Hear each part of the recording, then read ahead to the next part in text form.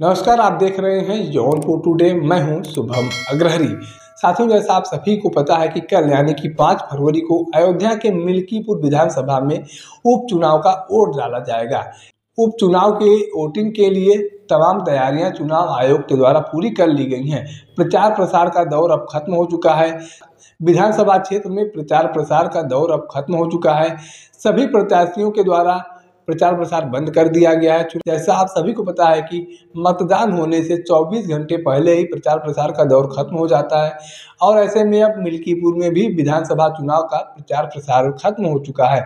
यहाँ पर अगर कैंडिडेट की बात किया जाए तो आपको बता दें कि समाजवादी पार्टी की तरफ से सांसद अवधेश प्रसाद के बेटे को यहाँ पर समाजवादी पार्टी ने टिकट दिया है। तो अगर भारतीय जनता पार्टी की बात किया जाए तो भारतीय जनता पार्टी की तरफ से चंद्रभान पासवान को टिकट दिया गया है।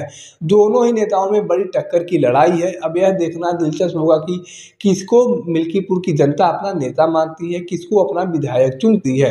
दोनों ही पार्टियों के द्वारा अपने अपने जीत के दावे किए जा रहे हैं और यहाँ पर तीसरा कोई लड़ाई में भी नहीं है। चाहे वह कांग्रेस की बात किया जाए, चाहे वह निर्दल प्रत्याशी की बात किया जाए, चाहे वह बहुजन समाज पार्टी की बात किया जाए, यहाँ पर तीसरा कोई व्यक्ति लड़ाई में नहीं है। यहाँ पर लड़ाई सिर्फ समाजवादी पार्टी और भारतीय जनता पार्टी के बीच में है और दोनों ही पार्टियों के लिए यह विधानसभा चुनाव एक बहुत बड़ा चुनौती है। चुनौती इसलिए भी है क्योंकि भारतीय जनता पार्टी को इसी अयोध्या से लोकसभा चुनाव के दौरान हार का सामना करना पड़ा था। जो भारतीय जनता पार्टी अयोध्या के दम पर पूरे भारत में जीत दर्ज करने का दम भरती थी, वही भारतीय जनता पार्टी अयोध्या में ही लोकसभा चुनाव हार गई थी, जिसकी वजह से काफ़ी किरकिरी हुई थी भारतीय जनता पार्टी को लेकर। समाजवादी पार्टी की बात किया जाए तो आपको बता दें कि इतना बड़ा माहौल होने के बाद भी, राम मंदिर का माहौल होने के बाद भी भारतीय जनता पार्टी को यहाँ पर जीत दर्ज नहीं हुआ और समाजवादी पार्टी के कैंडिडेट अवधेश प्रसाद यहाँ पर डंके की चोट पर जीत गए थे। इतना बड़ा मुद्दा बनाया गया था राम मंदिर को लेकर, लेकिन अयोध्या के लोगों ने राम मंदिर के नाम पर वोट नहीं दिया और समाजवादी पार्टी के कैंडिडेट को जिता दिया, जिसकी वजह से समाजवादी पार्टी फूले नहीं समा रही थी। तो ऐसे में अब समाजवादी पार्टी के सामने भी बड़ा चैलेंज है कि यहाँ पर फिर से समाजवादी पार्टी जीत दर्ज करे, क्योंकि अयोध्या का मिल्कीपुर विधानसभा जो है वह सांसद अवधेश प्रसाद का ही सीट है। सांसद अवधेश प्रसाद सांसद बनने से पहले अयोध्या के मिल्कीपुर से ही विधायक थे और जब उन्होंने लोकसभा का चुनाव लड़ा और उस लोकसभा चुनाव में उन्हें शानदार जीत दर्ज हुई तो उन्होंने विधायकी के पद से इस्तीफा दे दिया था और तब से यह सीट खाली थी और यहाँ पर अब कल मतदान किया जाएगा, यानी कि 5 फरवरी को विधानसभा उपचुनाव के लिए मतदान किया जाएगा। तो ऐसे में कुल मिला जुलाकर यह कहा जाए तो गलत नहीं होगा कि प्रदेश की दो बड़ी दल, चाहे भारतीय जनता पार्टी की बात किया जाए, चाहे समाजवादी पार्टी की बात किया जाए, दोनों ही दलों के लिए बहुत बड़ा चुनौती है मिल्कीपुर का विधानसभा सीट।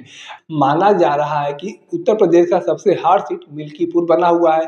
दोनों ही दलों के बड़े नेताओं का वर्चस्व दांव पर लगा हुआ है। चाहे समाजवादी पार्टी के सुप्रीमो अखिलेश यादव की बात किया जाए, चाहे प्रदेश के मुख्यमंत्री योगी आदित्यनाथ जी की बात किया जाए, लगातार दोनों ही नेताओं के द्वारा जमकर प्रचार प्रसार किया गया है और जीत के अपने अपने दावे किए जा रहे हैं। ऐसे में अब यह देखना दिलचस्प होगा कि इस विधानसभा उपचुनाव में वहां की जनता, मिल्कीपुर की जनता किसको वोट देती है, किसे अपना नेता मानती है, क्योंकि लोकतंत्र में जनता ही सर्वोच्च होती है। जनता के द्वारा ही आपके किस्मत का फैसला लिया जाता है। अब जनता किसको वोट देगी, किसको नहीं देगी, यह तो कल जनता वोटिंग के दौरान फैसला करेगी और 8 तारीख को मतगणना होना है। तब जाकर रिजल्ट साफ होगा कि कौन यहाँ पर नेता बन रहा है, किसके दावे में कितनी सच्चाई थी, किसके वादे में कितनी सच्चाई थी और जनता के द्वारा किस पार्टी को पसंद किया जाता है, किस नेता को पसंद किया जाता है। दावे तो सबके अपने अपने हैं कि हम जीत रहे हैं, लेकिन आखिरी फैसला जनता को लेना है, आम आदमी को लेना है, मतदाताओं को लेना है और मतदाताओं के द्वारा ही यह साफ होगा कि मिल्कीपुर का नेता कौन है, मिल्कीपुर का विधायक कौन है। बाकी मिल्कीपुर विधानसभा को लेकर आप अपनी क्या जानकारी रखते हैं, आप अपनी क्या राय रखते हैं, कमेंट करके जरूर बताएं। अगर आप वीडियो को फेसबुक पर देख रहे हैं तो पेज को फॉलो करें, यूट्यूब पर देख रहे हैं तो चैनल को सब्सक्राइब करना ना भूलें। साथ ही साथ आप हमारे पेज को, हमारे चैनल को इंस्टाग्राम और ट्विटर पर भी फॉलो कर सकते हैं। धन्यवाद।